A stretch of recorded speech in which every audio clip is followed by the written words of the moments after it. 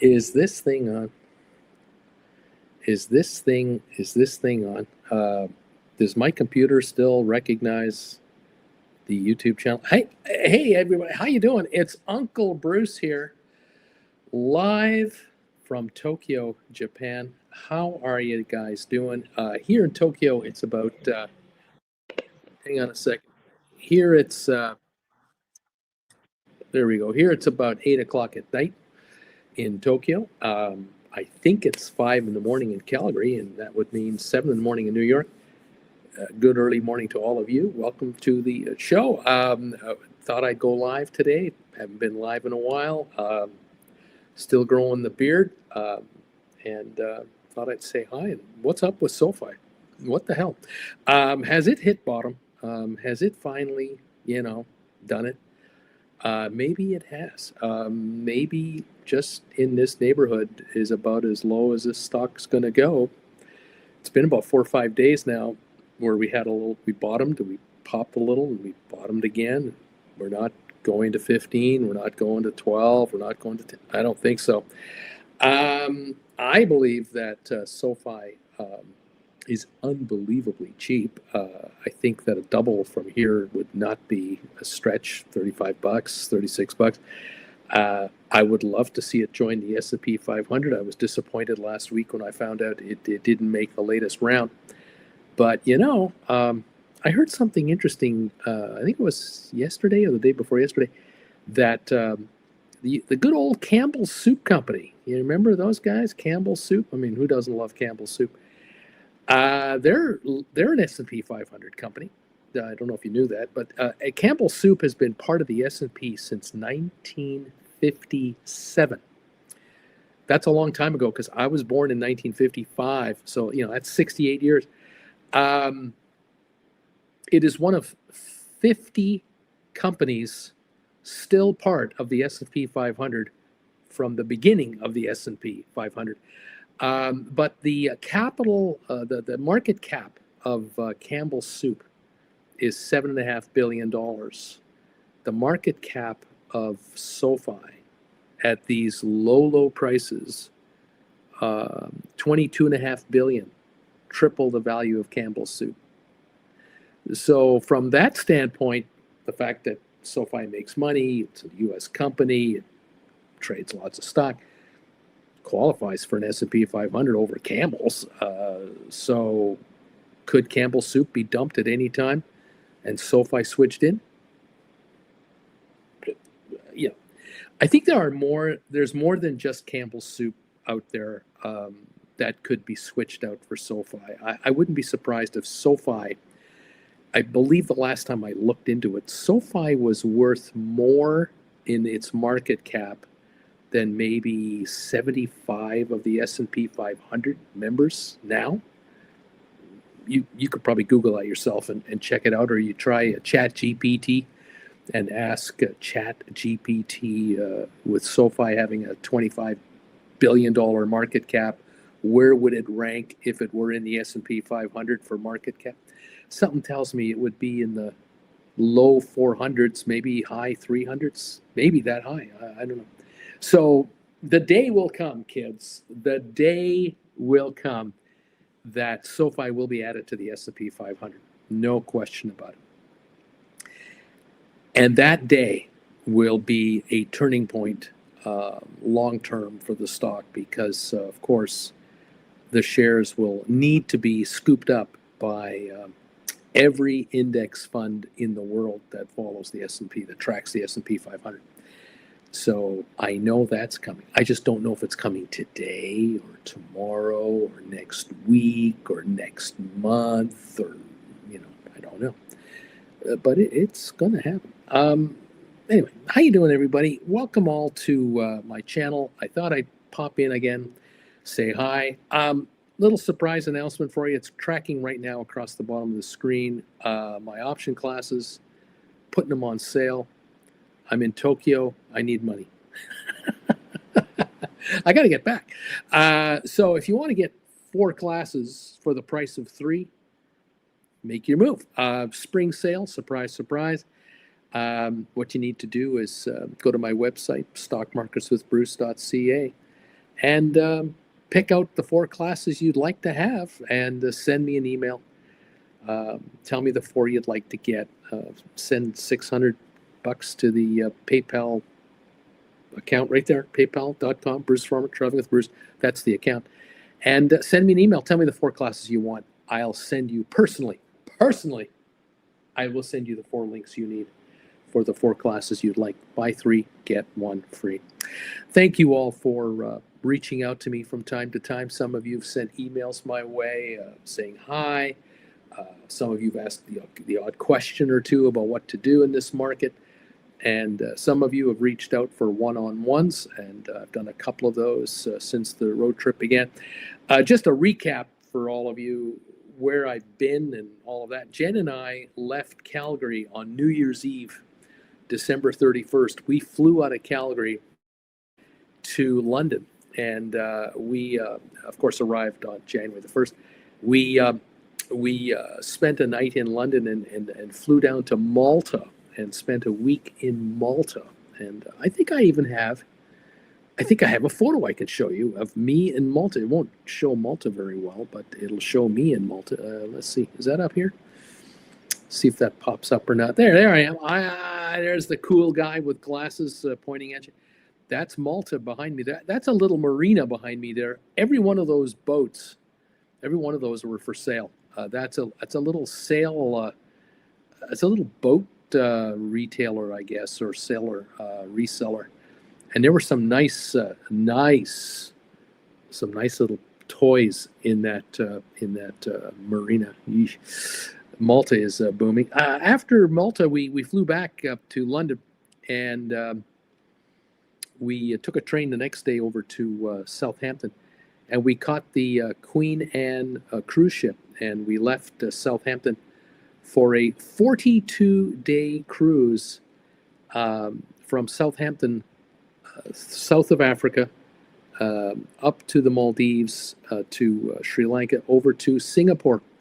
And here's one of the sea days that we had. Beautiful. We had a fantastic cruise. It was such a beautiful cruise. The water for about 20 of those 42 days was kind of like that. It was incredibly smooth. And that is me. I took a photo from the deck, the promenade deck, as I love to do every day. I would walk around the ship and get some exercise. The only waves that were being made were the waves we were making. Quite amazing. Just absolutely fabulous. Now, you may see some haze in the middle of that photograph there. That's actually the exhaust of the ship being blown over one side. So actually, we were heading into a slight breeze off the ship, and the exhaust was flowing just slightly to the side, but high enough off the ship that we didn't experience it. We left it behind, unfortunately. Anyway, what a great cruise. 42 days, 6 weeks at sea. Jen and I just unwound and relaxed, and had a daily routine every day just to kind of, live the ship life. Ended up in Singapore in third week of February. We spent a few extra days in Singapore after we got off the ship, regrettably, and enjoyed Singapore together. And then we flew to Tokyo, and Auntie Jen and I were here for almost 2 weeks, about 11, 12 days. And I surprised Auntie Jen with a little thing that I had set up with my daughter, Jennifer Jr. I flew, Jen Jr. flew out here from Calgary to Tokyo. And we were here on our 3rd day, and I told Jen I need to go downstairs in the hotel here to talk to the concierge about one of the outings we were thinking of taking. It was all a ruse. She said, yeah, okay, whatever. She was reading her iPad. She had a book on her iPad. And Jen Jr. had flown in, had taken the bus from Narita Airport. I met her downstairs, checked her in her own room, and then brought her up here to our room, and walked in and just said, geez, that concierge, he's got all kinds of surprises for us. And then in walks Jennifer Jr. Auntie Jen is sitting on the bed, and there's her daughter standing right in front of her. Mind blowing experience. She could not believe it. She was totally stunned. And we had Jen Jr. with us for the last 6 days of Auntie Jen's portion of this trip. And the two of them went home day before yesterday. They flew back to Calgary, arrived safe and sound, all is well. And I'm finishing off my trip here alone in Tokyo. And this gave me an opportunity to say hi to you guys. And the trip's been great. It's been very interesting, and like I say, it's been uniquely interesting for me, and for Jennifer and Jen Jr. to see another part of the world that you're not normally exposed to. And for Jennifer and I, having 6 weeks at sea and stopping in Namibia, Cape Verde, the Tenerife, then South Africa, Cape Town, Port Elizabeth, Durban. Then coming, we missed a cyclone by skirting in between Africa and Madagascar, and we ended up in the Seychelles. Then we ended up in Maldives. That was interesting, really interesting to see Maldives. Then to Sri Lanka, rejoined our scheduled route on time.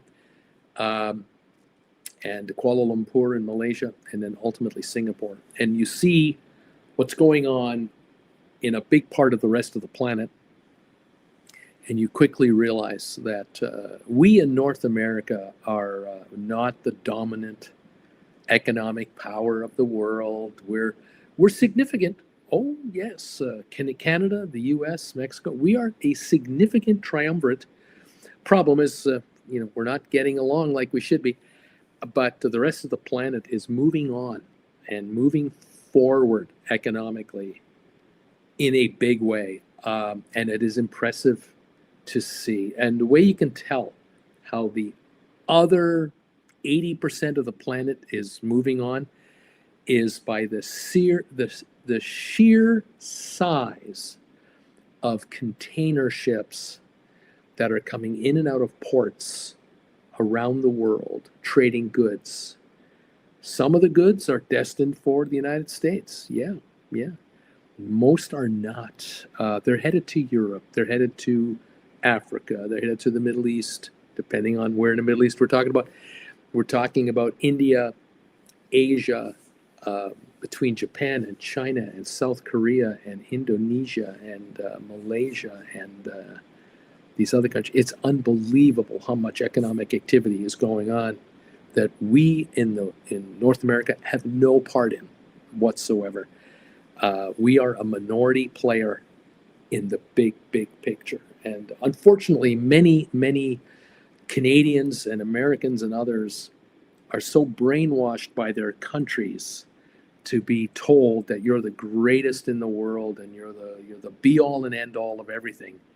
And when you leave your country and you travel a little bit, even if it's just to Europe or if it's to the Mideast or to Asia or to Africa, South America, you begin to realize there's a whole rest of the world out there that doesn't use the propaganda that you are bombarded with at home. They have their own propaganda. They have their own way of doing things. And they're moving on. They're moving forward. And the planet as a whole is moving forward in ways that I'm embarrassed in a way to be North American sometimes when I see how much wind power is being created, for example, rather than burning coal or burning oil to make electricity. How much solar is incorporated on rooftops everywhere for everything. Even combination solar panels and hot water tank heaters on rooftops are a combination, depending on the climate in which you live. It's stunning. It's just stunning how small countries, medium-sized countries, large countries are adopting energy creation methods so far ahead of the rest of us. They've left behind the old school of burning coal, mining coal to burn it to make heat. Done. Over. Uranium, nuclear power is not the future for a lot of countries. Not needed. It's just not needed. The sun is where it's coming from. The sun rises every day, sets every day. Is predictable where it's going to be in the sky. Even on cloudy days, you can create electricity from solar panels. Windmills produce power depending on where you place them, obviously. Many zillions of these windmills offshore, clusters around various countries. You can't see them from the shore where you're living. They're just 12 miles offshore, and that's over the horizon because the earth is not flat. Cranking out electricity like you can't believe, almost 24/7, silently, efficiently, and the world has moved on. The amount of electric cars outside of North America will stun you when you travel yourself. How you come into large cities like in Japan, electric vehicles, hybrids, that's the norm. Absolutely no. Gasoline powered cars are out. They are quickly evaporating from the world. It is truly stunning how the rest of the planet just is moving ahead with what it has to do. And there's not a thing we can do about it in North America. We're not getting our act together as a group of North American countries. Some parts of North America, yes. Go to California. How many Teslas on the road? I've talked about this. Lots of Teslas. Come to a red light, and the pedestrians cross, and all the cars are waiting to turn and go, and then the left-hand turns, signals go first, and then cars go across, and you start counting Teslas and Rivians and Lucids, all these electric machines. It's unbelievable. If you've seen any videos ever on YouTube about these Chinese-made electric cars and how sophisticated these things have become, and how fancy a vehicle you can get now that's an electric vehicle, it's a mind blower. Detroit has blown it, totally blown itself out of the water. North American auto manufacturers have walked away from electric vehicles, which means they have literally created their own death. In 20, 30 years from now, they're going to be done for, because no one's going to want their cars outside of their local area. America, perhaps. The rest of the world has moved on. It's just a fact. But you got to get off your butt, get on an airplane, travel 8 hours out of your time zone, 12 hours, 14 hours, and see for yourself just how the rest of the world is acting and moving ahead. It is stunning. Anyway, I'm just a guy in front of a computer today saying hi to all of you from around the world, wherever you are. I thank you so much for your support of this channel over the years, and your kind words, officially on the air, off the air. I love you. Thank you so much. Thank you for, I think someone sent me a donation. Is that true? Oh my goodness. Yes, thank you. Welcome back, Uncle Bruce. Grab a double, and don't be a stranger. Eh?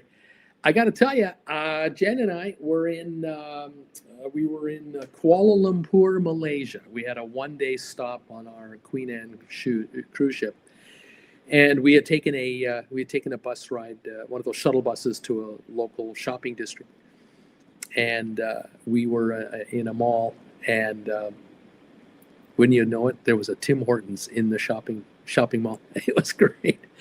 We saw a Dunkin' Donuts, we saw KFC, we saw Burger King. Usually you always see those, but here's a Tim Hortons.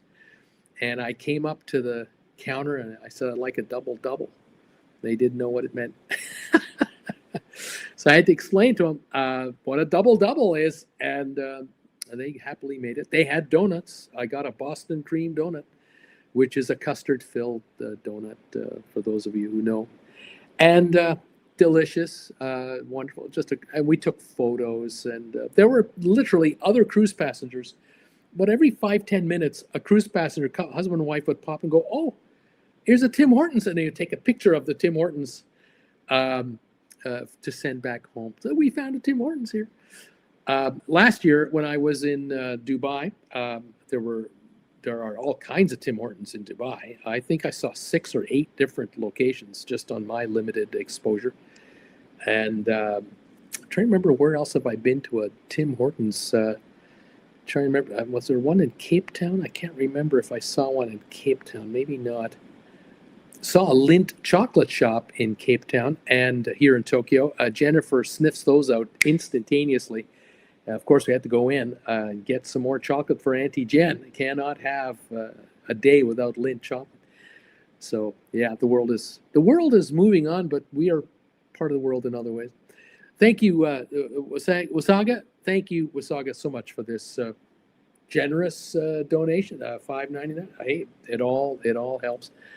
Got to tell you, the Canadian dollar has risen nicely against the Japanese yen since I was last here, August of last year.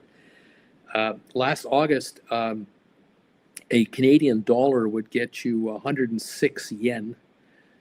Today, a Canadian dollar will get you 117 yen. So a very nice improvement, which shows what's been happening economically out there.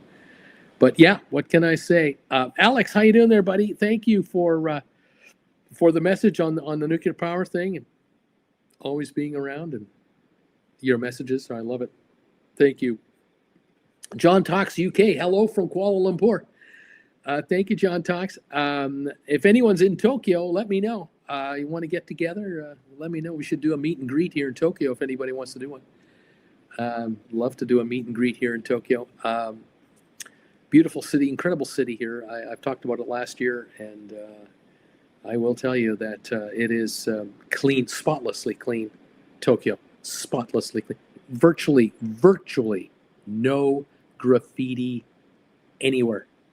Under bridges, on garbage cans, mailboxes, walls of buildings. There is no graffiti here. It's shocking. 35 million people, no graffiti. Quiet for a city of this size. How quiet it is shocking. It's amazing. You get used to it.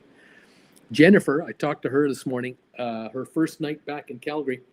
So I said, "How was it? Is it good to be back in our bed and all that in our apartment?" She says, "I can't believe how noisy it is outside. Sirens, off in the distance, fire truck, people talking on the sidewalk, walking up and down at night." She says, "I can't believe how loud it is." I said, "You just came from a city of 35 million people. It's utterly silent out there. It's amazing. When you get on a subway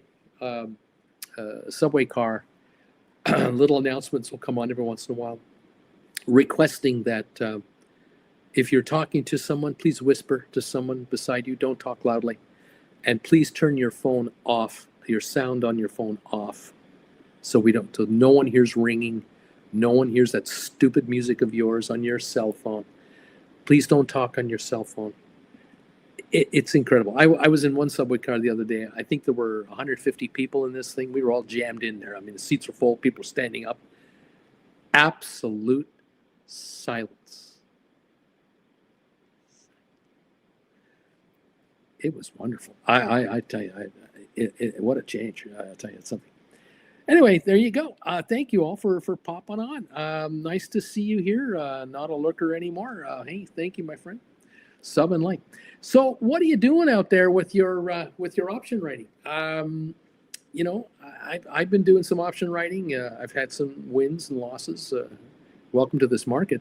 Try to predict this market in the last month. My God, has it been insane?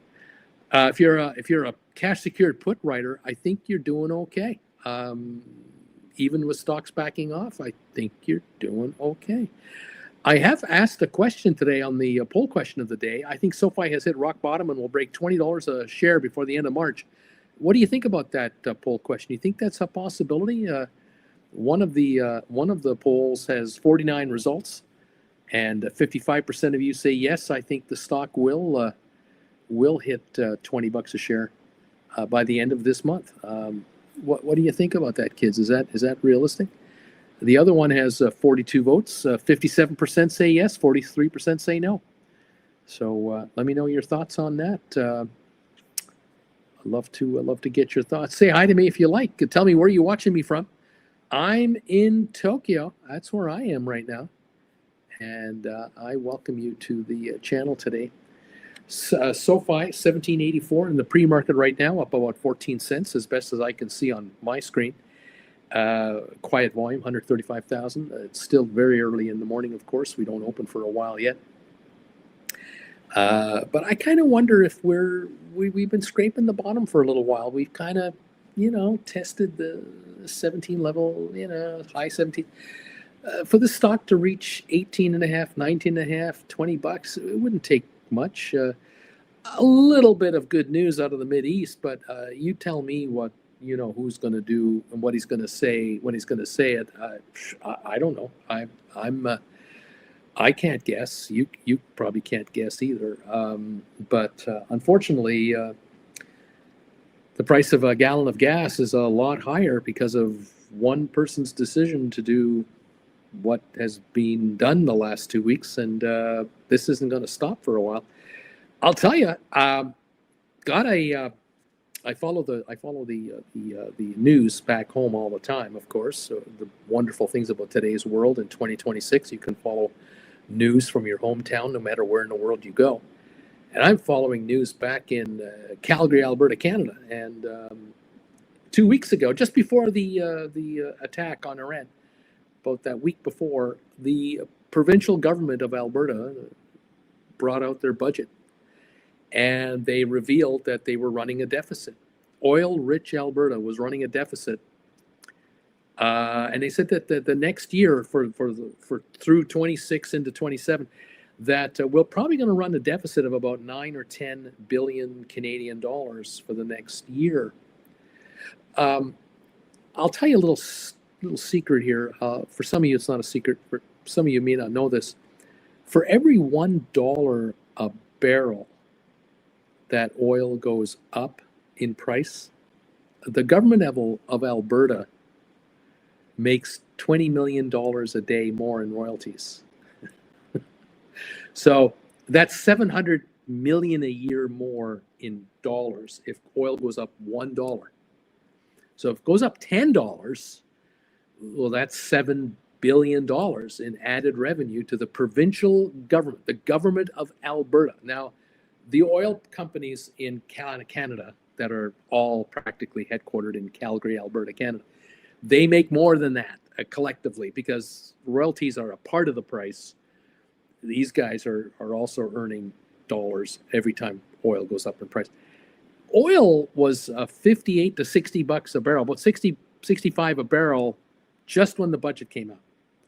And the government of Alberta had been guessing and predicting that oil would be 75 a barrel all last year. And that didn't happen all last year.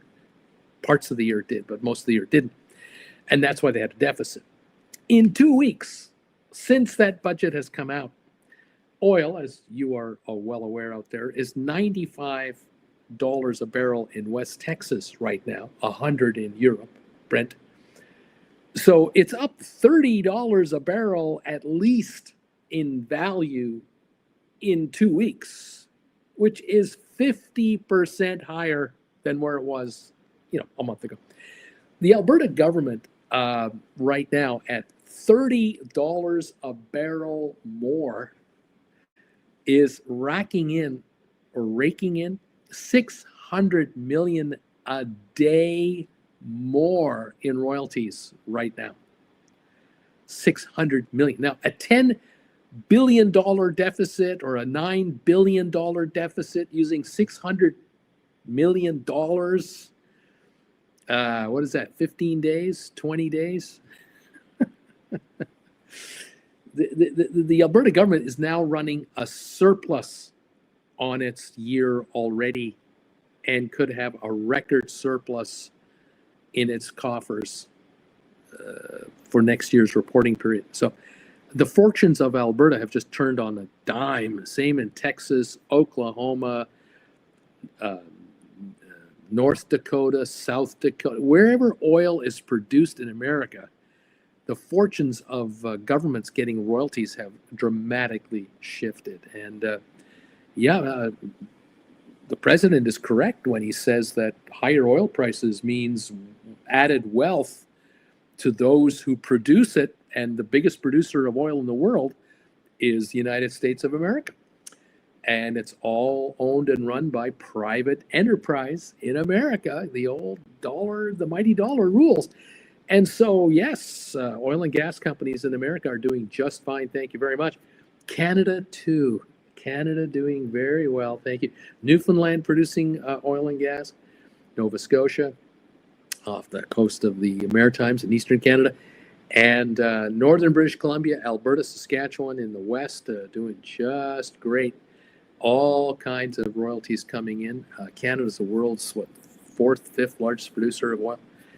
We don't have, by the way, we don't have a national reserve of oil. We don't store, 500 million barrels for an emergency stockpile.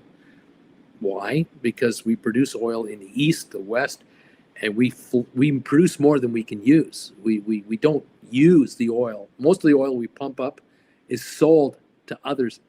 And so that's why Canada enjoys such a high standard of living, which is improving rather rapidly. I'm surprised that Canada's dollar isn't higher than it is now. I would have thought that by now Canada's dollar would be 80 cents against the US dollar because of the increased value of the country's revenues. But I guess it's going to take a while for this to sort of settle in. The last time the Canadian dollar took a shot up in value against the American dollar was when oil hit $140 a barrel back in 07, 08. And they're talking 200 a barrel out of Iran. That's what they're trying to do. They're trying to talk the price up. But what happens if oil hits 140, 150 bucks a barrel in the next month? Would the Canadian dollar reach like 85 to 95 cents against the US dollar? That would take a lot of the inflation problem away for Canadians. Wouldn't be good for the rest of the world, but it could be good for Canadians. Very interesting. Anyway, what can I tell you? What can I say? First Avenger's not happy. There you go. Juan, how you doing there, Juan? How's it going, buddy? Juan Munoz. I'm writing $20 cash secured puts on Sofi for 1 to 3 months out. I still have quite a few 28 to 30 Januaries for 2027s as well. Look, any cash secured puts you want to write on SoFi, 20s, 22s, 25s. I mean, pick your number between 20 and 30. Knock yourself out, depending how far out you want to go, how much cash you want to bring in. Cash is king. Have you noticed lately in this market? Cash is king. And Juan, you're doing it right, Bob. You're doing it right, buddy. Absolutely right. I like it. Anyway, it is what it is. Jeff, you make a good point. I should emphasize this point too, that Canada is a very diverse country when it comes to economics. Canada doesn't make all its money from oil and gas. It makes a lot of money from crops, the wheat basket, like America, to the world, oats, canola, corn, other grains. Canada produces beef, pork, exports a lot of food around the world. Canada has a manufacturing base, very heavily concentrated in eastern Canada, but there's a manufacturing base a bit out west, but mainly out east, of course. That's where the majority of the population is. And so parts of the Canadian economy is doing well with higher prices. Parts of it is not doing too well. And that's the balance that Canada has to deal with. Same with America. America has a manufacturing base. America has an energy base. Canadian mining companies, of course, are doing well. U.S. mining company. So, around and around it goes. It's never perfect. Let's just be real. It can't ever be perfect. When you have a fully balanced economy over various areas, some will do well some years, some will not. And so you're going to get the complainers and the others who say, hey, don't tax me out of business, the usual. But Canada's in a pretty good space, a pretty good place when it comes to economically diverse and food security, energy security, that kind of thing. Canada exports electricity to America, of course, in the east, the amount of electricity generated by Quebec and Ontario to New York State, Connecticut, New Hampshire, Massachusetts, Pennsylvania, it's massive. New Jersey, tons. So, it is what it is. I just think that it's a shame that the Canadian, Mexican, American triumvirate is not on the same page together economically to drive forward our advantage between each other. Absolutely incredible advantage we have over the rest of the world. And it's being ripped apart the last year, and it's been badly strained. But, time is our friend. 3 years from now, hopefully, we'll see how it goes. Anyway, it is what it is. One day at a time. That's what you got to do, okay? In the meantime, option writers, knock yourself out. If you do not know what it is to write a cash-secured put and to make money with your money, then you need to get some classes on how to be an option writer. And the good news is you can go to my webpage, stockmarketswithbruce.ca, and you can choose a bunch of classes over there to, in effect, help you to become an option writer. If you go to my website, you'll find this page right here. This is the home page of my website. There's look how young I was a few years ago. Oh my God, I've aged. This is before my beard. Look at that. You want to know what I look like without the beard? There you go. If you hit classes, there's a tab there that says classes.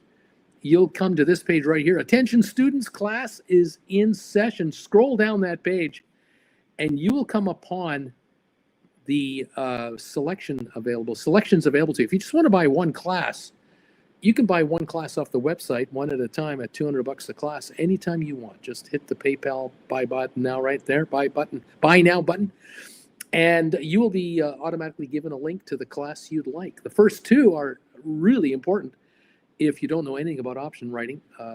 But if you want to become an option writer, here's where you go. Classes 3 and 4, right behind it. Using aggressive trading strategies to profit from stock options. There's a couple of good classes there. Moving on into 5 and 6, you're going into winning strategies new investors need to know. Common mistakes investors make. Kind of need to know that too. And then here's 7 and 8, earning income from writing put contracts. That is one of the most popular lessons I've ever created. That is cash secured puts right there, number 7. Number 8, how to trade stock option credit spreads. Oh, people love that one. And here's number 9 and 10, how to trade butterfly call and put option spreads. Number 10, how does Uncle Bruce pick his favorite stocks, without a war taking place. Number 11, using poor man covered call writing strategies to quit your day job. Another very popular class. Number 12, stock option rollover strategies for calls and puts. Oh, this one is a lifesaver. A lot of people were begging me to make that class. Number 13, 14, stink offers, stink bids, and the psychology of the markets. Oh boy, if you don't know how the market works, or you've always been curious about little unwritten rules like baseball, the unwritten rules of the stock market, right here, you got to go to 13. 14, how to maximize profits from writing stock options. All kinds of ways to maximize your profits. Here's number 15 and number 16 for you. Advanced poor man cover call strategies and how to use other people's money to profit in the options market. Iron condors. We talked about iron condors there. That was a very popular class and still is. And there's 17 and 8. It was 17, 18. How to fix option trades while adding cash to your account with smart credit spreads, and how to maximize stock option writing profits, another version of that. And there's even a class 19 if you want. If you want to get together with me on a one-on-one basis, I do offer private consultations on camera. 1 hour of my time, $500 US. You just send me an email at brucefarmer at hotmail.com and say, hey, Uncle Bruce, I'd like to get together with you to talk to you about my trading, my account, my situation. Things have happened in my family. Things are happening in my career. I got let go. They gave me 6 months severance. what do I do? I'm in Canada. I have an RRSP. I have a TFSA. We're selling our house. Someone died in the family, and I'm inheriting this money. What to do? How to manage it? I'll do the best I can to help you out. But it's a one-on-one private consultation. Let me know. Love to get together with you, and we'll have a chat. Anyway, there you go. Hello, everybody. Thank you for saying hi to me today. How you doing? Are you answering the poll question today? Let me know. What do you think? What are your thoughts on this? You think SoFi is going to break $20 by the end of March? It's 17 days away. 18 days. 58 people have answered the poll question on the vertical format, and it looks like 59 of you have answered the question on the horizontal format. Majority of you on both sides believe the stock of SoFi will break $20 before the month is out. I don't think that's all that much of a bet, do you? I don't think that's much of a stretch, but hey, I'm kind of thinking it will myself. I think that 20 is not going to be too hard to do. The question is, when will it break 25? Is that going to take a couple of months?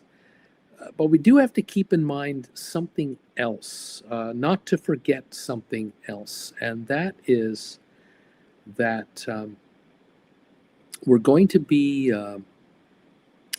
coming up to the end of the first quarter's financials.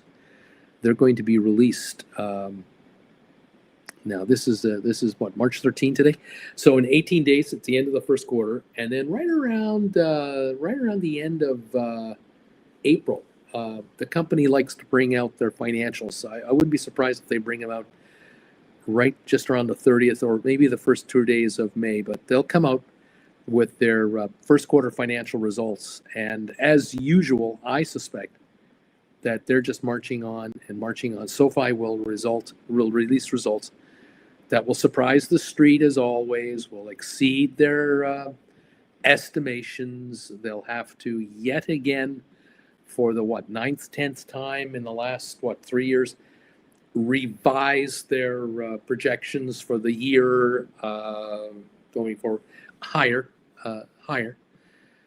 Wouldn't surprise me. And we'll see how it plays in the market. I think that another stellar quarter like we just had, yet again, will take the stock closer to the 25 level or more. I do. Of course, $25 a share will probably put the company at over 30 billion valuation, market cap valuation, and that would probably put it into the 350, 375 range of S&P 500 companies. It'll be one of the more. It won't be one of the barely 50 getting into the index. It'll be well into the index. A $30 stock will probably put them at 36 billion, and a $40 stock will put them at 50 billion market cap. That will bring them into the upper half of valuations. That'll put them in probably the 200 spot, maybe closer to 150. Again, that you can figure that out by using Chat GPT or Google search. They'll tell you what SoFi would rank at, if you ever wanted to know. Thank you, White Fox. Thank you, Stuart Longsdale. Say hi to you guys. Saying hi to you. You're saying hi to me. Appreciate you all. Look at the old GameStop. Have you noticed how GameStop just hasn't reacted at all in this last 2 weeks, 3 weeks? It just keeps on keeping on, doesn't it? GameStop shares. Let me load up my my watch thing here. 24.42 this morning. Stock was sitting at 20, 21, 22 all last summer and fall and the end of the year. I think GameStop is going to go higher the rest of this season, this year. I think up to 30 and plus is not too far away for GameStop. Simply because economically, I think they're doing very, very well. We'll see. I think, if I'm not mistaken, in the next month or so, 6 weeks, they will have their shareholder vote, to approve the financial package for Ryan Cohen, which will just, I think, open up the stock to much higher levels. But again, we'll see about that. I'm just a guy trying to figure it all out. The Magnificent Seven, what is happening with those guys? Apple here sitting at 256 and Tesla at 398. Tesla's kind of come back to that 400 level. Microsoft down to 400 from the 500s. Google 305, Amazon 210, Nvidia 184, and Meta 631. I think the rest of this year will be good for the Magnificent Seven. Maybe not starting today, tomorrow, but for the year on balance, don't be surprised if these shares are higher by the end of the year than where they are now. They're sitting on a ton of cash. They can borrow money at 1-2%. They're going to build out their data centers for AI. Cheers, everybody. Get some water here. Nice to have you with me. Yeah, we'll see what goes on. But we're watching the markets. What can I say? We have a lot to pay attention to other than just the price of oil or the price of gold or inflation, interest rates. You've watched me over the years. You've come to know that the economy is not dictated by who's in the office in your White House or in the House of Commons in Canada or at Downing Square in London. It makes no difference who is leading which country anywhere. The reality is the economy of the world is subject to supply and demand, interference with supply chains. It can be affected by a worldwide disease. It can be affected by a temporary or prolonged military campaign. It can be affected by a bird flu, by a crop disease. There's many things that can affect an economy. It doesn't matter who the politician is in any spot whatsoever. It doesn't matter what God you believe in or what musical group is the best of all time or whose football team won or lost a game. Irrelevant. There's a lot to think about when it comes to economics. But the markets react today, immediately, now. And they sometimes overreact. And they'll do that for a time, for a while. And some of you probably agree with me that the overreaction of SoFi from 32 to 17 something is a little much. And that's where I'm thinking, a bounce back into the mid-20s would not be that much of a stretch for SoFi at all. Now, other stocks, sure. They can also overreact too, obviously. It can happen all the time. Some go too high too fast, too far too low too quickly. Eventually they sort themselves out, don't they? And that's how this world works. What can I tell you? What can I say? What can I say? Thank you all. Charlie thinks SoFi's pretty. Michael, top bullish picks for 2026. He thinks NBIS, SoFi, Amazon. There you go. Well, what can I say? I think SoFi will make people money this year. Shareholders who either own it or write cash secured puts on SoFi, I think you're going to do great.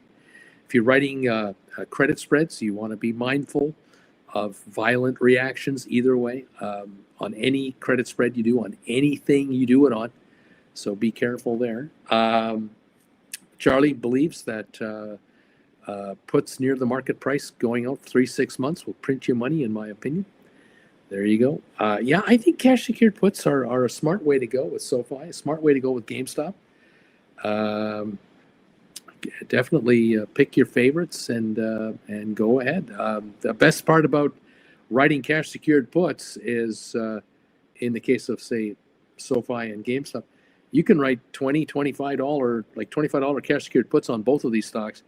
You need $2,500 to write one put. 25 grand, you can do 10 of them. You want to go a little closer into the market on SoFi, you can go down to 22, 21, 23. Go out 1 month, 2 months, 3 months, 4, 5, 6 months. Take the cash right now, sit on the money, and be prepared to buy the stock at the price you pick, the price you choose. If you want to write out of the money cash secured puts, you can certainly do that on GameStop and SoFi, of course. It's up to you. What kind of a premium are you looking for? Are you happy with a 5% return, 12%, 15%? You have to decide what kind of cash return you want immediately on the put you write, and away you go. Same thing with credit spreads. You have to decide on your credit spread which credit spread are you comfortable being exposed to. Are you looking at put spreads or call spreads, and how close to the money, how far away, and for how long?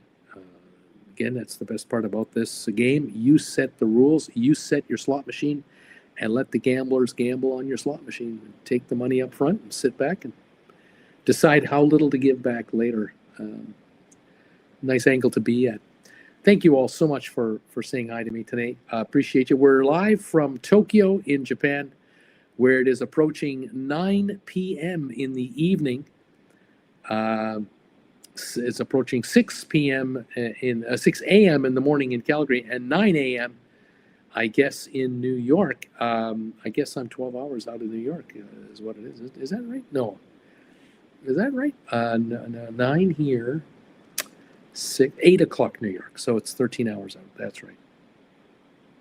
I found, Jennifer and I found that when we were on our cruise from Southampton under Africa all the way over to Singapore, every couple of days we had to change the time zone as we were traveling further to the east. And for a while, we were in Europe, of course, heading straight south down the coast of Africa, and we only moved forward about an hour, about 2 hours by the time we got to Cape Town. It might have been 2 or 3 hours, but then going straight east for a while, we were doing time zones every day or two, and it started to affect us. I began to realize to follow the markets, I had to stay up later.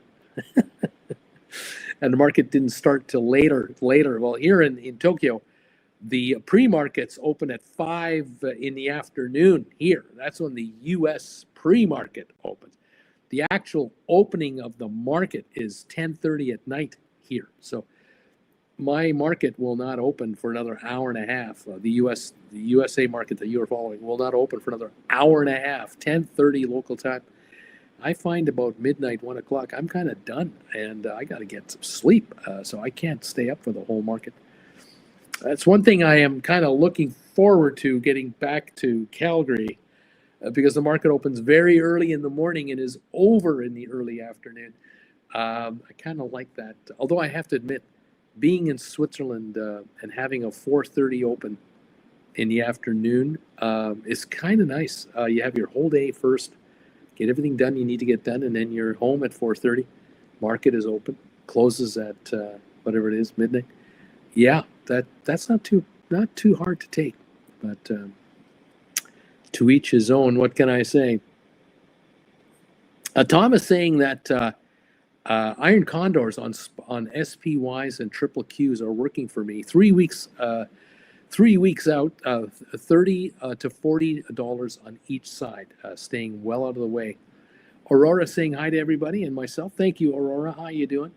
Thank you. Hit the thumbs up button if you can, everybody. Appreciate that too. I love it. Pin is saying, I should have listened to you when SoFi was 7. Well, you listen to me now when it's 17. You better listen to me again. Listen to me this time.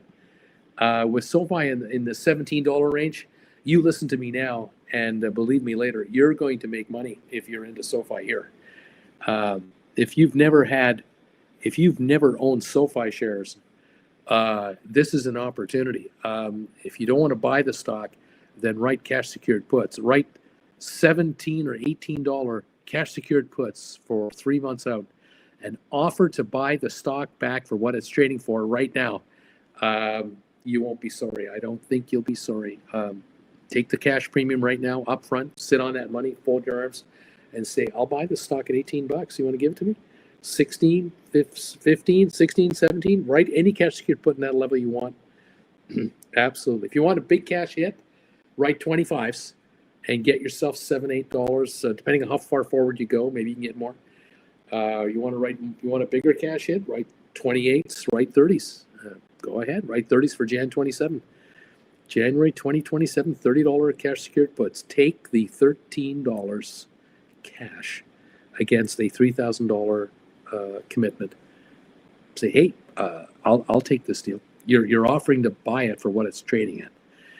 There you go. Stock goes up $25. Those $13 puts you wrote are going to be worth about $6. You can buy them back, keep the change, and say, thanks, I just made money and without even owning the stock.